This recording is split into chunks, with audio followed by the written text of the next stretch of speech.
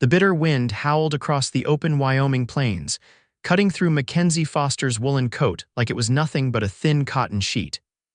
Her fingers, numb within her gloves, struggled to maintain their grip on the leather reins as her horse trudged forward through the deepening snow.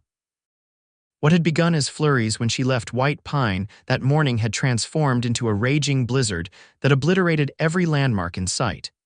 The trail to her father's homestead had disappeared completely, swallowed by the relentless white fury of winter.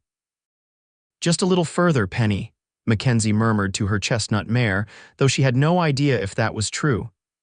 The temperature was dropping rapidly as dusk approached, and panic clawed at her chest.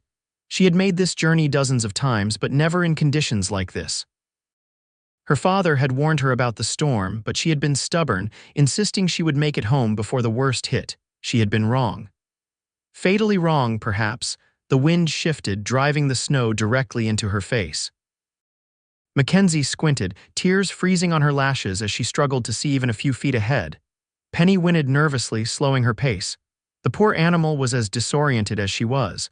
The snow was nearly knee-deep now, each step more laborious than the last. "Hello." Mackenzie called out, her voice immediately snatched away by the wind. "Is anyone there?" It was futile, she knew. Who would be out in this God-forsaken wilderness during a blizzard?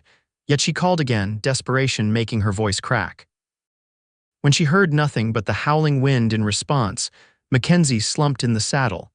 It was 1876, and people still perished in Wyoming winters with alarming regularity. She might well become another frozen body discovered when the spring thaw came. Just as despair threatened to overwhelm her, Penny's ears pricked forward. The mare lifted her head, suddenly alert despite her exhaustion. Mackenzie straightened, straining to see what had caught her horse's attention. There a faint golden glow in the distance, barely visible through the curtain of white, a light. A cabin, perhaps, or a campfire. "Good girl," Mackenzie whispered, guiding Penny toward the light. "Good girl." They had gone perhaps another 100 yards when a dark shape materialized from the swirling snow. A man on horseback, hunched against the wind. As he drew closer, Mackenzie could make out a broad-shouldered figure wrapped in a heavy buffalo coat, a wide-brimmed hat pulled low over his face. "Miss." The man called out, his deep voice carrying surprisingly well despite the storm. "Miss, you'll freeze to death out here." Relief flooded through Mackenzie, so intense she nearly slid from the saddle. "I've lost the trail," she called back. "I can't find my way to Silver Creek." The man guided his horse alongside hers. Up close, she could see ice crusting his dark beard and mustache. "Silver Creek's a good 10 miles north," he said. "You'll never make it in this storm. My cabin's just over that ridge, not much, but it's warm." Mackenzie hesitated. Her father had raised her to be cautious of strangers, especially in the territories where law was often a distant concept, but the alternative was certain death in the blizzard. "I'm Xander Daniels," the man said, as if sensing her concern. "Cattle hand at the Rockingham. I swear on my mother's grave you'll come to no harm with me." Something about his steady gaze convinced her. Mackenzie nodded. "Mackenzie Foster, I'm grateful for your help, Mr. Daniels. Call me Xander. Come on, we need to move fast before this gets worse." Following Xander's lead, Mackenzie urged Penny forward. The wind was at their backs now, which offered some small relief, but the cold had seeped so deeply into her bones that she could barely feel her extremities. She focused on the broad back of the cowboy ahead of her, using him as an anchor in the whiteout conditions. True to his word, they soon came upon a small log cabin nestled against a stand of pines. A lean-to stable stood adjacent to it, offering shelter for the horses. As they dismounted, Mackenzie's legs buckled beneath her. Xander caught her before she hit the ground, his strong arms keeping her upright. "Easy now," he said, his breath forming clouds in the frigid air. "Let's get you inside." He helped her to the cabin door while the horses stamped nervously behind them. The interior was dim but mercifully warm, heated by a small cast iron stove in the corner. It was a simple one-room affair, a bed against one wall, a rough-hewn table with 2 chairs, and a few shelves holding supplies. But to Mackenzie, it looked like paradise. "Sit by the stove," Xander instructed, guiding her to a chair. "I need to see to the horses." He was gone before she could thank him, the door closing behind him with a thud that was immediately muffled by another gust of wind. Mackenzie huddled as close to the stove as she dared, slowly peeling off her frozen gloves. The pain of circulation returning to her fingers was excruciating, but she welcomed it as a sign she would not lose them to frostbite. By the time Xander returned, stamping snow from his boots, Mackenzie had regained some feeling in her extremities. She watched as he hung his coat and hat on pegs by the door, getting her first clear look at her rescuer. He was younger than she had initially thought, perhaps 30 to her 23 years. Tall and broad-shouldered with a face weathered by sun and wind, but handsome in a rugged way. His eyes were a startling blue against his tanned skin, and his dark hair fell in waves to his collar. "The horses are settled," he said, moving to stoke the fire in the stove. "Your mare's a fine animal, smart too. Most horses would have panicked in that storm." "Penny's been with me since she was a foal," Mackenzie replied, finding her voice. "I raised her from when my father's prize mare foaled 5 years ago." Xander nodded approvingly. "That explains the bond." He turned to a pot simmering on the back of the stove. "I've got stew, not fancy, but it's hot." "Thank you," Mackenzie said, suddenly aware of how hungry she was. I don't know what would have happened if you hadn't found me." Xander's expression darkened. "I know what would have happened, seen it before. Wyoming winters don't forgive mistakes." He poured stew into 2 bowls and handed one to her along with a spoon. "What were you doing out there alone?" Mackenzie accepted the bowl gratefully, the warmth seeping into her hands. "I was in White Pine visiting a friend. I thought I could make it back to my father's homestead before the storm hit its full strength." "White Pine's a good 20 miles from Silver Creek," Xander observed, taking a seat across from her. "That's a long ride even in good weather." "I've done it many times," she said defensively, "but I've never seen a storm come in so fast." Xander nodded, his expression softening. "No one expects their first blizzard to be their last. You're lucky you ran into me. I was checking on strays when I spotted your tracks, nearly covered already." Mackenzie took a spoonful of stew, savoring the rich, hearty flavor. "Do you live here alone?" "Just me," he confirmed. "Been working for the Rockingham for 2 years now. Owner lets me use this line cabin in exchange for keeping an eye on this section of his range.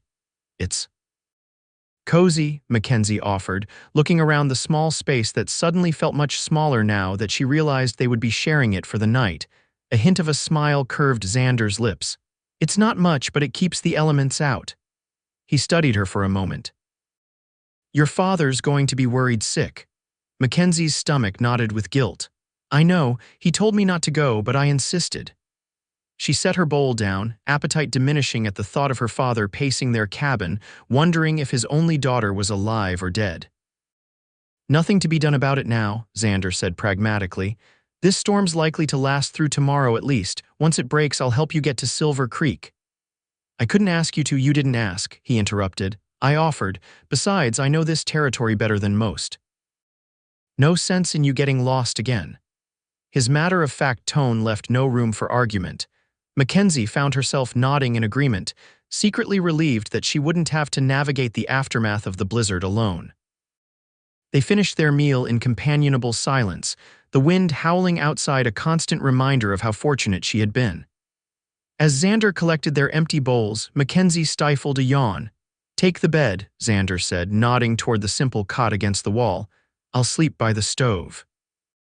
"I couldn't possibly, Miss Foster," he cut in, his voice firm but not unkind. "You nearly froze to death today. Take the bed." Too exhausted to argue further, Mackenzie thanked him and moved to the cot. It was narrow but covered with several thick blankets and a buffalo robe.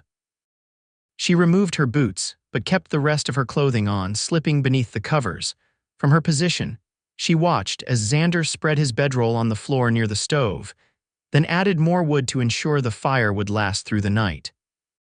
His movements were efficient, practiced those of a man accustomed to living alone in harsh conditions. "Good night, Miss Foster," he said, blowing out the oil lamp that had been lighting the cabin. "Good night, Mr. Daniels," she replied, "and thank you again for saving my life." The only response was a grunt in the darkness. Mackenzie smiled to herself, finding his gruff manner oddly comforting. As she drifted toward sleep, the howling of the wind outside transformed from a sound of terror to a lullaby of sorts, reminding her that she was safe, at least for now, thanks to a stranger's kindness. Morning arrived with a strange, muffled quiet. Mackenzie opened her eyes to find sunlight filtering through the cabin's single window, casting golden patterns across the rough-hewn floor. For a moment, she couldn't remember where she was, but then the events of the previous day came rushing back. The blizzard. The lost trail, Xander Daniels. She sat up, wincing at the stiffness in her muscles, and looked around the cabin. Xander was already up, adding wood to the stove. He glanced over when he heard her stir. "Storm stopped," he said by way of greeting, "but we've got at least 3 feet of snow out there." Mackenzie pushed back the covers and swung her legs over the side of the cot. 3 feet, in one night. "Wyoming for you," Xander replied with a shrug. "Coffee's on if you want some." She accepted the tin cup he offered, wrapping her fingers around it gratefully. The coffee was strong and bitter, but the warmth was welcome. "How are the horses?" she asked after a few sips. "Fed and watered, they're fine in the lean-to." Xander moved to the window, studying the landscape. "We won't be going anywhere today, though. Need to wait for the snow to settle a bit." Going out now would just exhaust the horses for no gain. Mackenzie's heart sank. Another day away from home meant another day of her father worrying. "Are you certain?" "Perhaps if I'm certain," Xander cut in, his tone brooking no argument. "I've seen men die trying to push through fresh snow like this. Your father would rather have you arrive late than not at all." She couldn't argue with his logic, though it frustrated her to be dependent on this man's judgment, but he was right, her impatience had nearly cost her life once already. "Very well," she conceded. "What do we do in the meantime?" Xander gestured to a shelf of books near the bed. "Got some reading material if you're interested. Otherwise, I need to repair some tack and check my supplies. Storm season's just beginning." Mackenzie nodded, feeling awkward. She was unused to idleness, always busy with chores at her father's homestead. "Perhaps I could help. I'm quite good with needle and thread if your repairs require mending." A flicker of surprise crossed Xander's face, quickly replaced by a nod of acceptance. "I've got a saddle blanket that could use attention, and some shirts with more hole than fabric at this point." And so they settled into an unexpected domesticity. Mackenzie sat by the window where the light was best, mending Xander's worn clothing while he worked on his leather gear. The quiet between them was comfortable, broken occasionally by simple questions or observations. "You mentioned your father's homestead," Xander said as midday approached. "What does he farm?" "We have a small herd of cattle," Mackenzie replied, threading her needle with practiced ease. "And some crops, wheat mostly. My mother had a beautiful vegetable garden before she passed." "I'm sorry," Xander said, his voice softening. "When did you lose her?" 8 years ago, influenza." Mackenzie kept her eyes on her work, though the memory still brought a dull ache. "Father and I managed to keep the homestead going, though it hasn't been easy." Xander nodded, understanding in his eyes. "It's a hard land, takes hard people to survive it." "What about you?" Mackenzie asked, curious about this solitary cowboy. "Do you have family?" A shadow crossed his face. "Had a brother, lost him in '73. Parents died when I was young." "I'm sorry," Mackenzie echoed his earlier sentiment. Xander shrugged, returning to his work. "It's the way of things out here." The conversation lapsed back into silence, but something had shifted between them, a recognition of shared loss, of understanding what it meant to carry on despite it. As the short winter day progressed, Mackenzie found herself studying Xander when he wasn't looking. There was something compelling about the way he moved, confident and self-contained. His hands, rough and calloused, worked with surprising dexterity as he repaired his equipment. He was a man comfortable in his own skin, apparently content with his solitary existence in this remote cabin.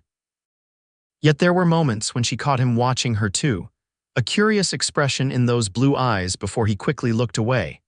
By late afternoon, Mackenzie had finished mending everything Xander had given her. She stretched, working the stiffness from her shoulders after hours of sitting hunched over her needlework. "You've done fine work," Xander commented, examining the neat stitches on one of his shirts. "Better than I could have managed." "My mother taught me," Mackenzie said, pleased by his approval. "She always said a sloppy stitch is just waiting to unravel when you need it least." Wise woman. Xander set the shirt aside and stood. "I'll check outside, see how the snow's settling." He donned his heavy coat and hat and stepped out into the blinding whiteness. Through the window, Mackenzie watched him wade through the snow to the lean-to, checking on the horses. The landscape was transformed, drifts piled high against the trees and the side of the cabin.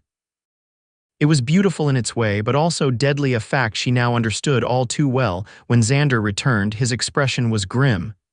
"It's worse than I thought. Snows drifted 6 feet high in places." Mackenzie's heart sank. So we're truly trapped. "For another day at least," he confirmed, hanging up his coat. "The sun will help tomorrow melt things down a bit. Until then, we make do," she nodded, trying to hide her disappointment. "At least we're warm and have food. That's more than many can say in a blizzard." Xander gave her an appraising look. "You're taking this well. Most city folks would be climbing the walls by now." "I'm hardly city folk," Mackenzie replied with a hint of indignation. "I was born in a cabin not much bigger than this one, and I've weathered my share of Wyoming winters." A small smile tugged at Xander's lips. "Fair enough, Miss Foster, I stand corrected." As evening approached, Xander prepared another simple but hearty meal: beans, salt pork, and the last of the previous night's stew. They ate by lamplight, the stove keeping the cabin comfortably warm despite the plummeting temperature outside. "Tell me about White Pine," Xander said as they ate. "I've passed through but never stayed long." Mackenzie found herself describing the small town nestled in the foothills of the Medicine Bow Mountains. It wasn't much: a general store, a saloon, a small church, and a handful of other businesses, but it was the center of social life for miles around. "My friend Elizabeth is marrying the blacksmith's son next month," she explained. "I was helping her with her wedding dress when the storm began brewing." "A wedding in the dead of winter?" Xander raised an eyebrow. "They're eager," Mackenzie said with a small smile. "And with the spring roundup coming, they didn't want to wait until summer. Seems sensible enough." Xander pushed his empty plate away. "What about you? No eager suitors waiting in White Pine or Silver Creek?" The question caught Mackenzie off guard, her cheeks warming slightly. "None that have captured my interest," she admitted. "Father says I'm too particular." "Nothing wrong with knowing your own mind," Xander offered. "Better than rushing into something you'll regret." Something in his tone made Mackenzie wonder if he spoke from experience, but she didn't press. Instead, she asked, "What about you? No special lady waiting for you to settle down?" Xander's expression closed off slightly. "Not many women looking to share a one-room cabin with a hired hand." He stood, collecting their plates. "Besides, I prefer my own company most days." "Most days." Mackenzie couldn't help but ask. He glanced at her, something unreadable flickering in his eyes. "Most days," he confirmed softly. The evening progressed much as the previous one had, with Mackenzie taking the bed while Xander made his pallet by the stove. But sleep didn't come as easily for her this night. She was acutely aware of the man's presence just a few feet away, his breathing steady in the darkness. There was something about Xander Daniels that intrigued her: his self-sufficient nature, his quiet strength, the glimpses of gentleness beneath his gruff exterior. It was foolish, she knew. She had known him barely a day. Yet she couldn't deny the strange connection she felt forming between them, born perhaps of their shared isolation in the storm's aftermath. Morning brought a welcome change. Though the snow still lay deep across the landscape, the sun shone brightly in a clear blue sky, promising some melting. Xander, who had been outside assessing conditions, returned with cautious optimism. "If we wait until midday, we should be able to make it to the main trail," he said, removing his gloves. "From there, it's about 4 hours to Silver Creek if we take it slow." Relief flooded through Mackenzie. "That's wonderful news. Father will be beside himself with worry by now." "We'll get you home," Xander assured her. "Just need to wait for the sun to do its work first." The morning passed slowly as they prepared for their journey. Xander checked and rechecked their gear, ensuring everything was ready. Mackenzie helped where she could, packing up the few belongings she had with her and tidying the cabin. As midday approached, Xander brought the horses from the lean-to. They were restless after 2 days of confinement, eager to move despite the challenging conditions ahead. Mackenzie stroked Penny's neck, whispering reassurances to the mare. "She'll do fine," Xander said, adjusting his saddle. "Horses are smarter than people give them credit for. They know how to navigate snow if you give them their head." Mackenzie nodded, trusting his expertise. As she mounted Penny, she looked back at the small cabin that had been their sanctuary. "I don't know how to thank you properly, Mr. Daniels." Xander swung into his saddle, giving her a considering look. You can start by calling me Xander, he said. After sharing quarters for 2 days, Mr. Daniels seems a mite formal, a smile tugged at Mackenzie's lips. Very well, Xander, and I'm Mackenzie, not Miss Foster. He nodded, the barest hint of a smile warming his normally serious expression. Let's get you home, Mackenzie.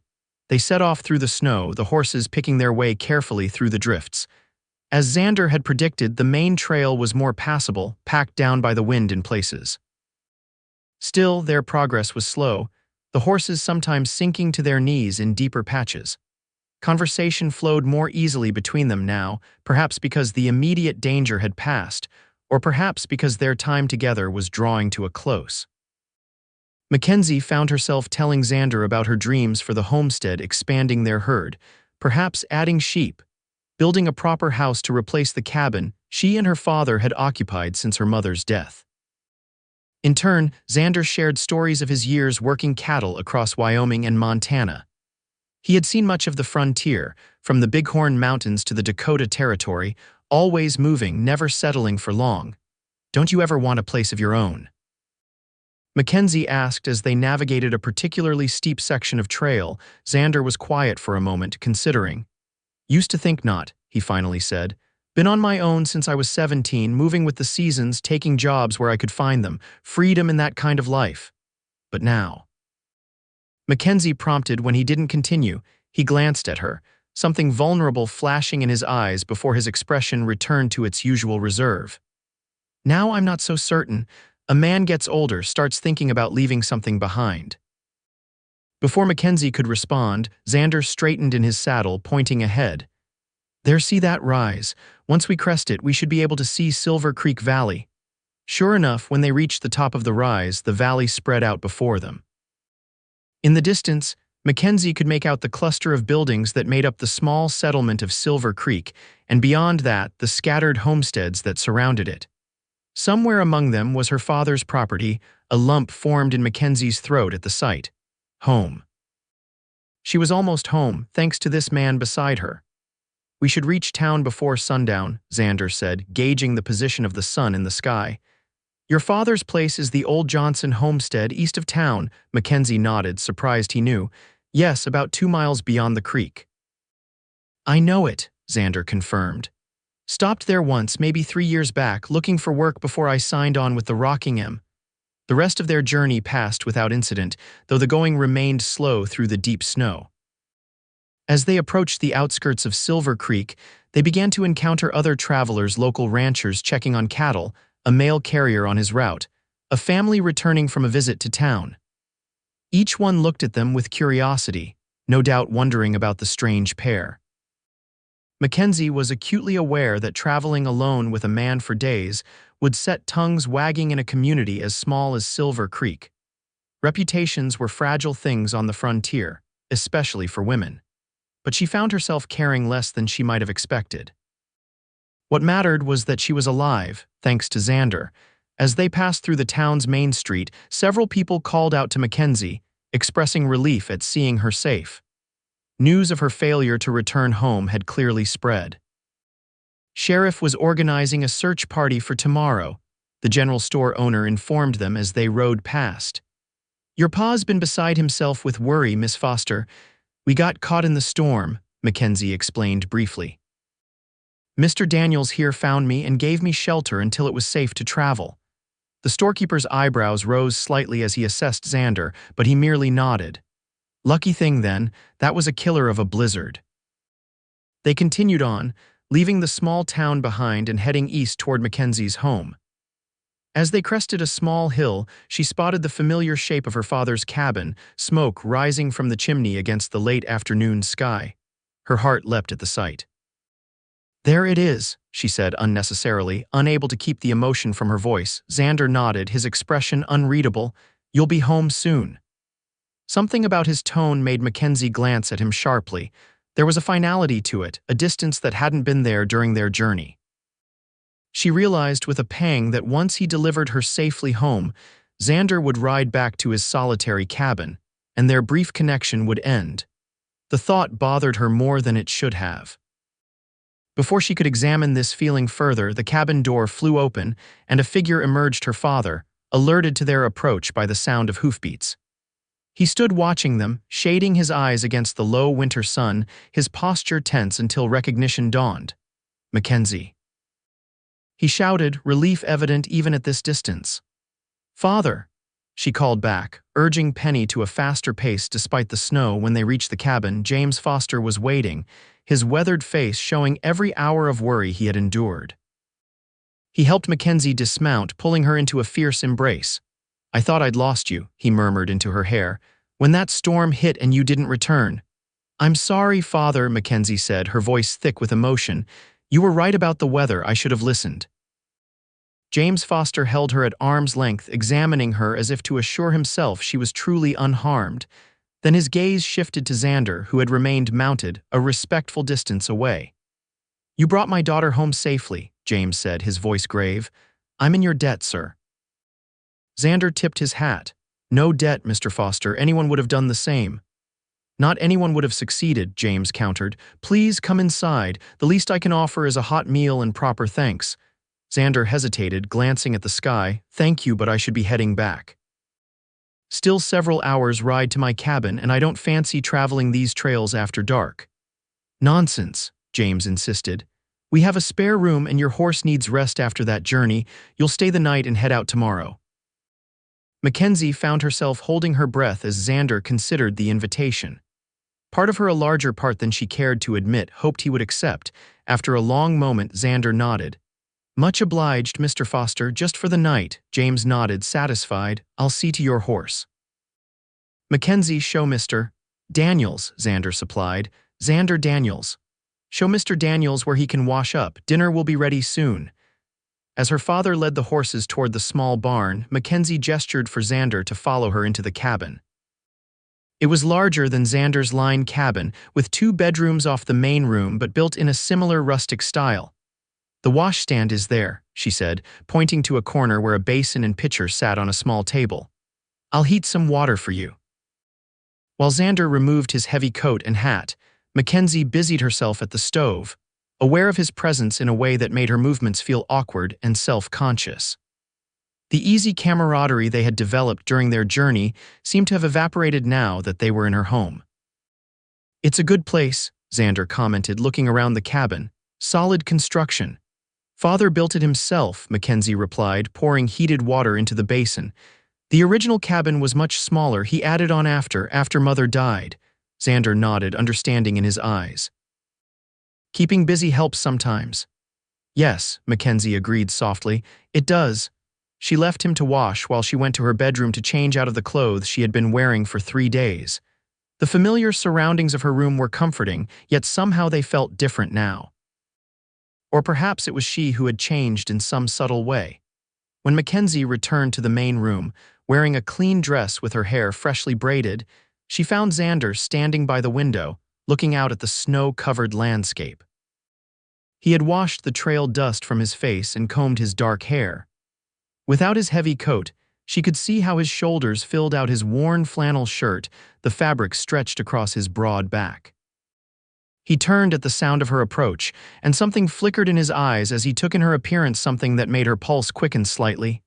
"You look rested," he said, his voice a touch gruffer than usual. Before Mackenzie could respond, the door opened, and her father entered, stamping snow from his boots. The moment whatever it had been passed. Dinner was a simple affair: venison stew, cornbread, and preserved peaches, but after days of basic trail food, it seemed a feast. James Foster was full of questions about their journey, which Xander answered with his characteristic brevity. Mackenzie found herself filling in the gaps, describing how Xander had found her in the blizzard and brought her to safety. "You've got yourself a level-headed daughter, Mr. Foster," Xander said. "Didn't panic, did what needed doing. That's rare." James nodded, pride evident in his expression. "She's her mother's daughter, good sense and strong will, sometimes too much of the latter." He gave Mackenzie a pointed look, though there was no real reproach in it. "I've learned my lesson about Wyoming blizzards, Father," Mackenzie assured him. "I won't be so foolhardy again." "See that you aren't," James said. "I'm not young enough to withstand many more scares like that." After dinner, they sat around the fire, the conversation flowing more easily as Xander gradually relaxed in their company. He spoke of his years working cattle, of the changes he had seen as the territory developed, of the increasing tensions between ranchers and the new settlers pushing west. "It's changing fast," he observed. "When I first came through Wyoming, there were hardly any fences. Now they're sprouting up everywhere. Progress, some call it," James said, "though I sometimes wonder if we're not losing something valuable in the process." "The open range can't last forever," Xander replied.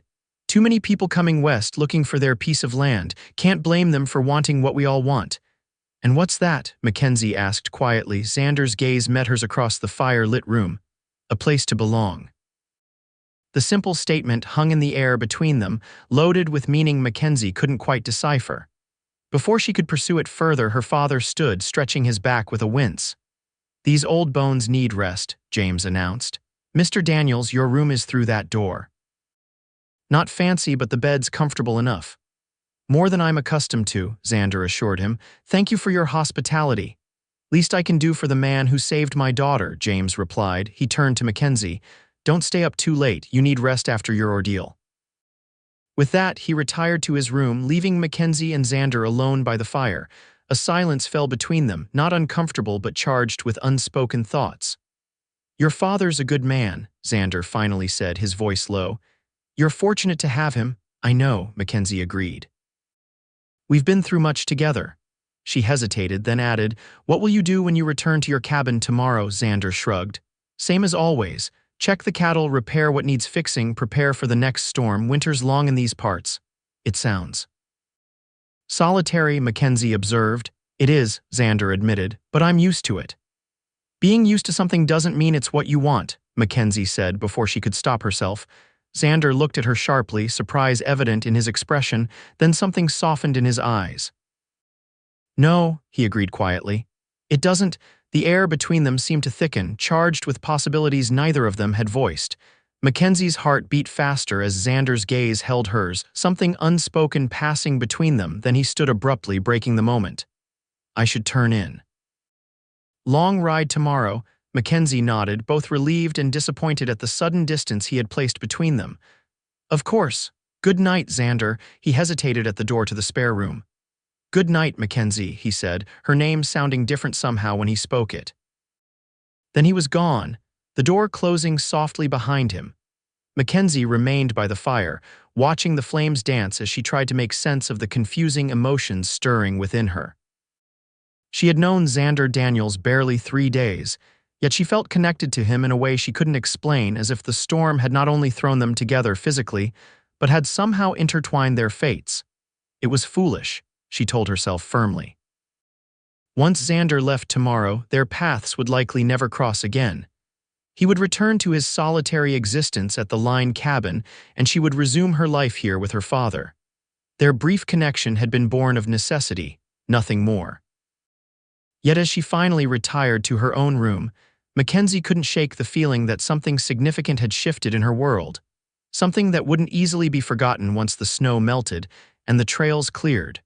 Morning brought clear skies and the promise of a warmer day. Mackenzie rose early, finding her father already at the stove preparing breakfast. There was no sign of Xander. "He's checking on the horses," James explained, noting her glance toward the spare room. "Man's up with the sun, just like a proper cowhand should be." Mackenzie nodded, trying to ignore the flutter of anticipation at seeing Xander again.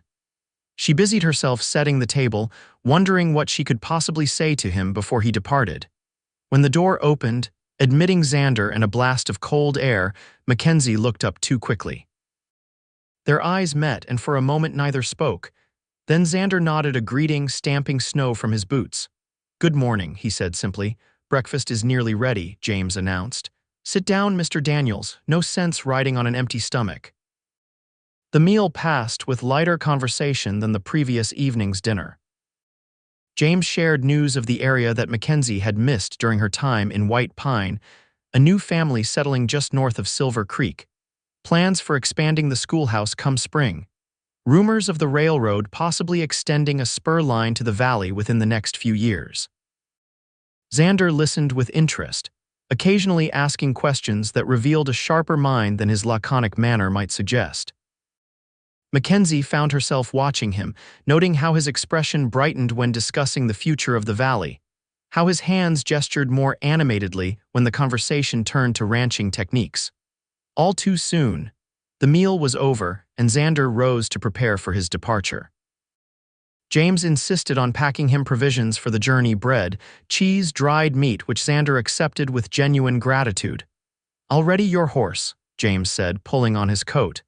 "Give you a moment to say your goodbyes to Mackenzie." When her father had gone, Mackenzie stood awkwardly by the table, suddenly unsure what to say to the man who had saved her life. Xander seemed equally at a loss, adjusting his hat in his hands rather than putting it on. I wanted to thank you again," Mackenzie finally managed. "What you did was nothing special," Xander interrupted. "Anyone would have." "No," Mackenzie said firmly. "Not anyone would have found me in that blizzard. Not anyone would have kept me safe. You did that, Xander." He looked up, meeting her gaze, and the intensity in his blue eyes made her breath catch. "I'm glad it was me who found you," he said quietly.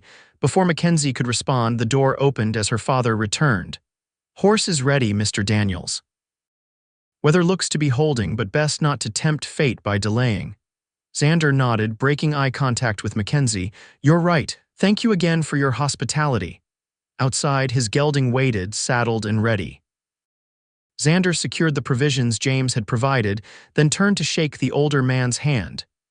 "You're welcome at our table anytime," James said warmly. "Rocking Emtikes not so far that you can't ride over for Sunday dinner now and then." Something flickered in Xander's expression: surprise, perhaps, or pleasure at the invitation. "I'll keep that in mind, Mr. Foster. Thank you." Then he turned to Mackenzie. For a moment she thought he might simply tip his hat in farewell, maintaining the proper distance society expected. Instead, he extended his hand to her. As she placed her hand in his, Mackenzie was acutely aware of his strength, the roughness of his calloused palm against her skin. It was a simple handshake, brief and proper, yet it sent a current through her that had nothing to do with propriety. "Take care, Mackenzie," Xander said, his voice low enough that only she could hear. "Maybe I'll see you in town sometime." "I'd like that," she replied, surprised by her own boldness. With a final nod to them both, Xander mounted his horse and turned toward the trail that would take him back to the Rocking M. Mackenzie watched until he disappeared over the rise, a solitary figure against the vast whiteness of the snow-covered landscape. "Seems a good man," her father commented as they walked back to the cabin. "Quiet sort but solid." "Yes," Mackenzie agreed. "He is." James gave her a sidelong glance, something knowing in his expression. "Wouldn't be surprised if he takes me up on that dinner invitation come Sunday." Mackenzie felt her cheeks warm despite the cold air. "Perhaps," she said noncommittally, though the thought sent a flutter of anticipation through her. Life gradually returned to normal over the next few days. Mackenzie resumed her usual chores: cooking, cleaning, mending, helping her father with the livestock. The routine was familiar, comforting in its predictability after her harrowing adventure in the blizzard. Yet she found her thoughts often straying to Xander, wondering what he was doing, if he had reached his cabin safely, whether he ever thought of her. More than once, she caught herself glancing toward the northern trail, half expecting to see a lone rider approaching. Sunday arrived with no sign of Xander. Mackenzie told herself she wasn't disappointed. It had been a casual invitation, after all, and the man likely had duties at the Rocking M that couldn't be abandoned for social calls. Still, she took extra care with her appearance that morning, wearing her best dress to the small church in Silver Creek and arranging her hair more elaborately than usual. The service provided a welcome opportunity to see neighbors and friends, many of whom expressed relief at her safe return. Mackenzie found herself recounting the story of her rescue multiple times, each telling highlighting Xander's role in saving her from certain death in the blizzard. "Sounds like this cowboy of yours is quite the hero," Elizabeth teased as they stood chatting outside the church afterward. "Handsome too, from your description." "He's not my cowboy," Mackenzie protested, though she couldn't prevent the blush that rose to her cheeks. "He simply helped a stranger in need." Elizabeth's knowing smile suggested she wasn't convinced. "Well, from what you've told me, he sounds a sight better than Harold Miller, who's been making eyes at you since last summer's social." Mackenzie laughed despite herself. Harold Miller was the son of Silver Creek's banker, a pleasant enough young man but one whose conversation rarely strayed beyond discussions of ledgers and interest rates. Speaking of socials, Elizabeth continued, don't forget the Valentine's dance next month. You promised to help with decorations. Of course, Mackenzie assured her. I haven't forgotten. As they parted ways, Mackenzie's thoughts turned again to Xander. Would he attend something like the Valentine's dance? Somehow, she couldn't imagine the solitary cowboy voluntarily placing himself in the midst of such a gathering. Yet the idea of seeing him again, perhaps even dancing with him, sent a warm flutter through her that had nothing to do with the winter sun. The following weeks settled into a pattern of work and occasional social engagements. January gave way to February, bringing slightly longer days but no real break in the winter weather. Snow still blanketed the valley, though the trails remained passable most days. Mackenzie made several trips into Silver Creek for supplies and to help with preparations for the Valentine's dance. Each time, she found herself scanning the streets and the saloon porch, hoping for a glimpse of a tall figure in a buffalo coat. But Xander remained absent, and Mackenzie began to accept that perhaps their paths would not cross again. Then, a week before the dance, as Mackenzie was selecting fabric at the general store, the bell above the door jingled. She looked up absently, then froze as Xander Daniels stepped inside, removing his hat as he crossed the threshold. He didn't notice her immediately, heading toward the counter where Mr. Peterson was serving another customer. Mackenzie remained motionless by the fabric bolts, suddenly unsure whether to approach him or wait until he saw her. The decision was made for her when Xander turned, scanning the store, and their eyes met. Something flickered in his expression, surprise, certainly, but also what might have been pleasure. He nodded in greeting, then, after a moment's hesitation, made his way toward her. Miss Foster, he said formally, though his eyes held a warmth that belied the stiff address. Good to see you well. Mr. Daniels, Mackenzie replied, equally formal despite the quickening of her pulse. What brings you to town? Supply run for the ranch, he explained. Boss sent me in with a list long as my arm. I hope the trails weren't too difficult, Mackenzie said, searching for something to keep the conversation going. Not bad, been colder than usual, but the snow's packed down good. He glanced at the fabric she had been examining. Getting supplies yourself. Materials for the Valentine's dance, Mackenzie explained. I promised to help with decorations. Xander nodded, looking slightly uncomfortable at the mention of the social event. Sounds nice. An awkward silence fell between them, so different from the easy conversations they had shared during their time together. Mackenzie felt a pang of disappointment. Had she imagined the connection between them? Will you be attending? She asked suddenly, surprising herself with her boldness. The dance, I mean. Xander's eyebrows rose slightly. Hadn't planned on it, he admitted. Not much for dancing. Oh, Mackenzie couldn't keep the disappointment from her voice. Well, it's usually quite enjoyable. The whole valley turns out. Xander studied her face for a moment, something shifting in his expression. Is that an invitation, Miss Foster? The directness of the question caught Mackenzie off guard. That is. She took a breath, gathering her courage. Yes, Mr. Daniels, I suppose it is. A slow smile spread across Xander's face, transforming his normally serious countenance. In that case, I might reconsider my plans. Before Mackenzie could respond, Mr. Peterson called out to Xander. Got those supplies ready for you, Mr. Daniels. Better load up before that weather turns. Xander nodded, but his eyes remained on Mackenzie. I should go, but I'll see you at the dance. It wasn't a question this time, but a statement of intent. Mackenzie felt a warm glow spread through her at his words. I'll look forward to it, she said softly. With a tip of his hat, Xander turned and made his way to the counter to complete his transaction. Mackenzie watched him go, her heart lighter than it had been in weeks. She selected her fabric with renewed enthusiasm, already planning the dress she would wear to the Valentine's dance. The day of the dance arrived crisp and clear, the February sun casting long shadows across the snow-covered valley. Mackenzie spent the morning helping to decorate the community hall, a simple building that served as church, school, and social gathering place for the scattered population of Silver Creek. Paper hearts and streamers transformed the plain interior into a festive space. Tables were arranged along the walls, leaving room for dancing in the center, while a small stage at one end would accommodate the local musicians' two fiddlers, a banjo player and an elderly man with a concertina. "You've been smiling all morning," Elizabeth observed as they hung the last of the decorations. "Anyone would think you're actually looking forward to this dance." Mackenzie laughed, unable to deny her friend's observation. "Is that so unusual? I've always enjoyed the dances." "Yes, but you've never taken quite so much care with the decorations before," Elizabeth pointed out. "And you mentioned you made a new dress specifically for tonight." "Perhaps I simply wanted something fresh to wear," Mackenzie deflected, though she knew her friend wasn't fooled. "MMHMM," Elizabeth hummed skeptically. "Nothing to do with that cowboy of yours, I suppose?"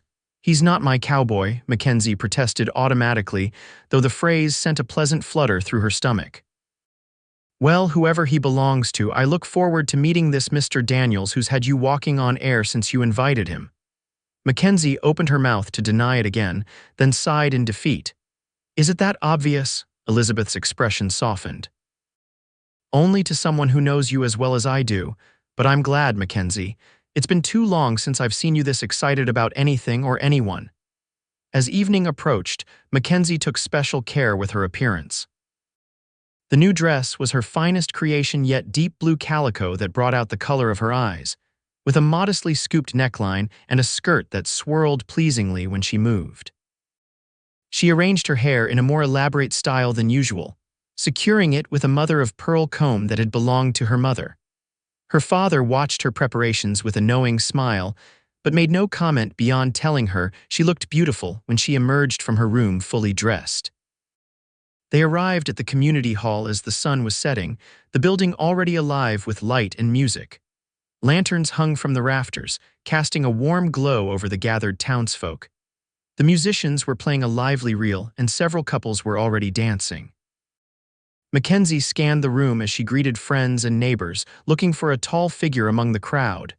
There was no sign of Xander, and she felt a stab of disappointment.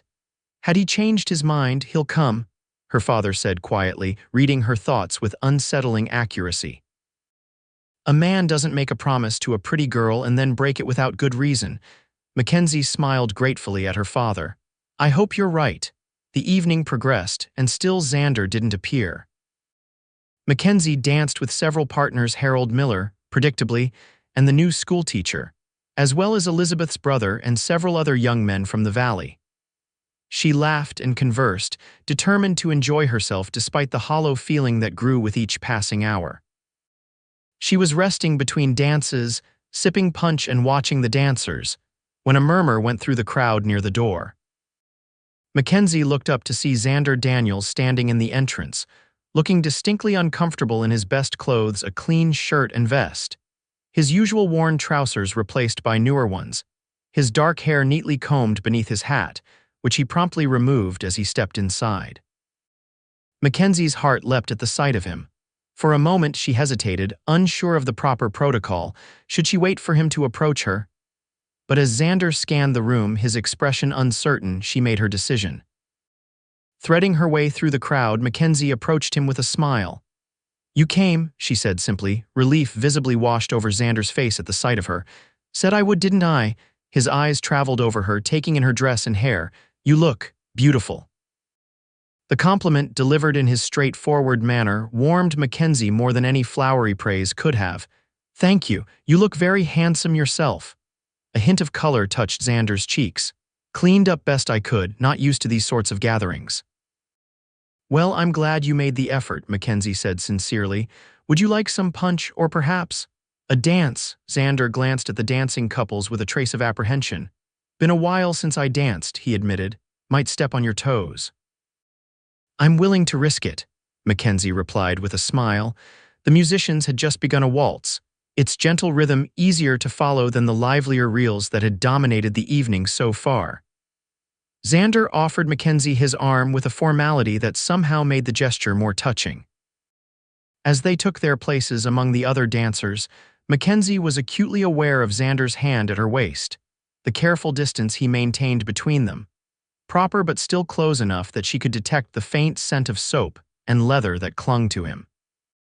Despite his concerns, Xander proved to be a competent dancer, if a bit stiff in his movements. As they circled the floor, his initial tension gradually eased, and Mackenzie found herself drawn closer to him, their bodies moving in increasing harmony with the music. "Not so bad, is it?" she asked softly, looking up at him. Xander's blue eyes held hers, something warm and unguarded in his gaze. "No," he agreed, "not bad at all." The dance ended too soon, and they separated with obvious reluctance. Mackenzie introduced Xander to her friends, including Elizabeth, who gave her a meaningful glance that promised detailed questions later. As the evening progressed, Xander remained by Mackenzie's side more often than not. They danced several more times, and between dances, they talked about the valley, about books they had read, about their hopes for the coming spring. Xander seemed to relax more with each passing hour, his natural reserve giving way to a quiet charm that Mackenzie found increasingly captivating. When the musicians announced the last dance of the evening, Xander offered his hand to Mackenzie without hesitation. This time, as they moved together to the slow, sweet melody, the distance between them had diminished further. Mackenzie could feel the solid strength of him, the steady beat of his heart. "I'm glad you invited me," Xander said quietly, his voice pitched for her ears alone. "Almost didn't come. Figured a lady like you would have her pick of partners without needing to dance with a rough cowhand." Mackenzie looked up at him, surprised by his candor. "There's no one I'd rather dance with tonight," she said honestly. Something shifted in Xander's expression, a vulnerability that made him look younger somehow. "Mackenzie, he paused, seemed to search for words. "I haven't been able to stop thinking about you, since the blizzard, I mean." The simple confession sent warmth spreading through Mackenzie's chest. "I've thought of you too," she admitted. "More than I probably should." Xander's hand tightened slightly at her waist. "Been wondering if I could call on you properly, if your father would allow it." "I think he would," Mackenzie replied, her heart quickening. "He thinks highly of you, even though I'm just a hired hand with no property to my name." There was no self-pity in the question, just a practical assessment of his circumstances. "You're a good man, Xander Daniels," Mackenzie said firmly. "That matters more to my father and to me than any amount of property." The music drew to a close, and they stood for a moment, still close, reluctant to break the connection between them. Then, mindful of the watching eyes around them, they stepped apart. As the gathering dispersed, Mackenzie found her father and introduced him formally to Xander. The two men shook hands, exchanging pleasantries that nonetheless carried deeper meaning.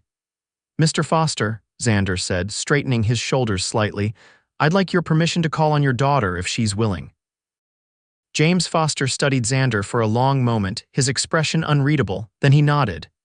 "Sunday dinner tomorrow," he said. "We eat at noon, don't be late." Relief and pleasure mingled in Xander's expression. "No, sir, I won't be." As they left the hall, Xander walked beside Mackenzie to where her father waited with their wagon. The night was clear and cold, stars brilliant in the black sky above. "Until tomorrow, then," Xander said, his breath forming clouds in the frosty air. "Until tomorrow," Mackenzie echoed, unable to keep the smile from her voice. Impulsively, Xander took her hand, his rough fingers gentle against hers. "Thank you," he said simply. "For what?" Mackenzie asked. "For seeing something in me worth knowing," Xander replied. Then, with a tip of his hat to both her and her father, he turned and walked toward his waiting horse. Mackenzie watched him go, her hand still warm where he had touched it, her heart full of a happiness she hadn't expected to find in the depths of a Wyoming winter. Spring arrived gradually in the Wyoming Valley, the snow retreating inch by inch as the sun grew stronger and the days lengthened. With the changing season came a transformation in Mackenzie's life, centered around the steady presence of Xander Daniels. True to his word, Xander had appeared promptly for Sunday dinner the day after the Valentine's dance. He had arrived bearing a small gift, a handcrafted wooden box he had made himself during the long winter evenings in his cabin.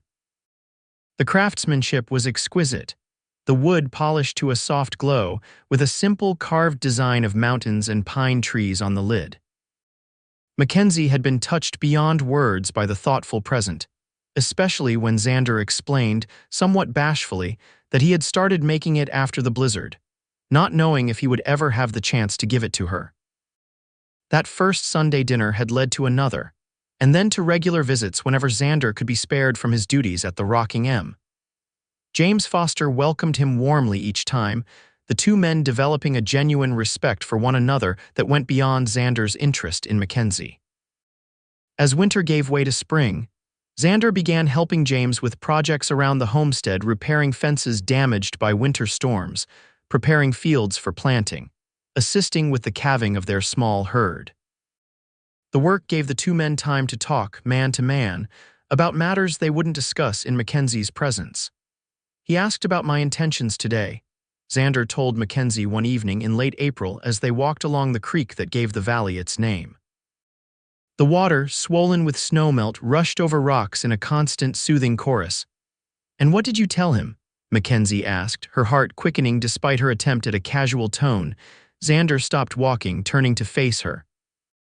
In the golden light of the setting sun, his features were cast in sharp relief, his blue eyes intense as they met hers. "I told him I love his daughter," Xander said simply, "and that if she'll have me, I intend to make her my wife." Though they had been courting for nearly 3 months, though the depth of her feelings for Xander had grown with each passing week, the directness of his declaration still took Mackenzie's breath away. "What did Father say?" she asked softly. "He asked if I could provide for you," Xander replied honestly. "Said he wouldn't give his blessing unless I could offer you a proper home, not just a lined cabin on someone else's land." A flicker of concern crossed Mackenzie's face. She knew how important her father's blessing would be to Xander. And a slow smile spread across Xander's face, transforming his normally serious expression. "I told him about the parcel of land I've been saving to buy, 200 acres along the western ridge. Good water, good grazing, enough to start a small ranch of my own." Surprise and delight mingled in Mackenzie's expression. "You never mentioned, wanted to be sure before I said anything," Xander explained. "Been saving every penny for 3 years now. Got enough for the land and a start on a proper house. Not much, but a foundation to build on." "Xander," Mackenzie breathed, emotion welling in her chest. He took her hands in his expression growing serious again. "I know it won't be easy, building a ranch from nothing never is. But I promise you, Mackenzie Foster, if you'll stand beside me, I'll work every day to make a good life for us." Tears pricked at Mackenzie's eyes, not of sadness but of overwhelming joy. "Yes," she said simply, Xander's brow furrowed slightly. "Yes. Yes, I'll stand beside you," Mackenzie clarified, a smile breaking through her tears. "Yes, I'll be your wife. Yes to all of it, Xander." The uncertainty in his expression gave way to radiant happiness. With gentle reverence, he cupped her face in his calloused hands and kissed her for the first time, a tender, questioning kiss that deepened as Mackenzie responded with all the love that had grown in her heart since that fateful day when a blizzard had brought them together. When they finally broke apart, both a little breathless, Xander rested his forehead against hers. "Your father said if you agreed, we could be married before the summer roundup. Give us time to start on the house before winter comes again." "Then we shall be married before the summer roundup," Mackenzie agreed, her hands resting on Xander's chest, feeling the strong, steady beat of his heart. They were wed on a perfect June morning with all of Silver Creek in attendance. The ceremony took place in the small church, sunlight streaming through the windows as Mackenzie and Xander exchanged vows. She wore a dress of ivory silk that had once been her mother's, altered to fit her slender frame. Xander stood tall in a new suit, his usual stoicism giving way to undisguised joy as he promised to love and cherish her all the days of his life. The celebration afterward was lively, with music and dancing continuing well into the evening. As dusk fell, the newlyweds slipped away, riding toward the land that would become their home, Xander's wedding gift to his bride. Along with the small cabin he and James had secretly built there over the preceding weeks. It was a simple structure, just 2 rooms, but it was sturdy and weathertight, with windows that looked out over the rolling hills of their property. "It's perfect," Mackenzie declared as Xander carried her across the threshold. "Our own place built with your hands." "Just a start," Xander promised, setting her gently on her feet. "The main house will go there on that rise, with a proper porch where we can watch the sunset, and room for children when the time comes." Mackenzie's heart swelled at the picture he painted, not just of a house, but of a future together, a family they would build as they built their ranch. "I love you, Xander Daniels," she said, wrapping her arms around his neck. "More than I ever thought possible when you found me in that blizzard." Xander's arms encircled her waist, drawing her closer. "Best mistake you ever made, getting lost in that storm," he murmured against her hair. "Best rescue you ever made," Mackenzie countered, tilting her face up to his. As their lips met in a kiss that held all the promise of their future together, Mackenzie silently thanked the Wyoming blizzard that had swallowed the trail and brought this man into her life. 5 years later, Mackenzie Daniels stood on the porch of the home she and Xander had built together, watching as her husband led their 3-year-old son, James, on a gentle pony around the corral. Their daughter, Sarah, not yet a year old, slept peacefully in her cradle inside, while the new life Mackenzie carried within her was just beginning to make itself known. The Double D Ranch, as they had named their property, had prospered beyond their initial hopes. Xander's knowledge of cattle and Mackenzie's careful management of their resources had allowed them to expand their herd each year. The small cabin where they had begun their married life still stood, now serving as a bunkhouse for the 2 hands they employed during busy seasons. Their main house had been completed 2 years after their wedding, a sturdy 2-story structure with 4 bedrooms, a spacious kitchen where Mackenzie loved to bake, and the wide porch Xander had promised, where they often sat together in the evenings, watching the sun set over their land. Life wasn't always easy. The Wyoming Territory remained a challenging place to build a life, with harsh winters, occasional drought, and the constant work that ranching demanded. But they faced each challenge together, their bond strengthening with each obstacle overcome. As Xander lifted little James from the pony and set him on his shoulders, the boy's delighted laughter carried across the yard to where Mackenzie stood. Xander looked up, meeting her eyes with a smile that still had the power to quicken her heartbeat after 5 years of marriage. He said something to their son, then set him down and pointed toward the house. James ran toward her, his small boots kicking up dust as he crossed the yard. "Mama," he called, his face alight with excitement. "Papa says I can help with the new calf tomorrow." Mackenzie knelt to receive her son's enthusiastic embrace. "Did he now? Well, you'll have to get a good night's sleep then. Helping with calves is important work." James nodded seriously, then darted past her into the house, no doubt to check on his collection of treasures, interesting rocks, feathers, and other discoveries that fascinated his young mind. Xander approached more slowly, his tall figure silhouetted against the setting sun. As he reached the porch, he pulled Mackenzie into a gentle embrace, one hand coming to rest protectively over her still flat stomach.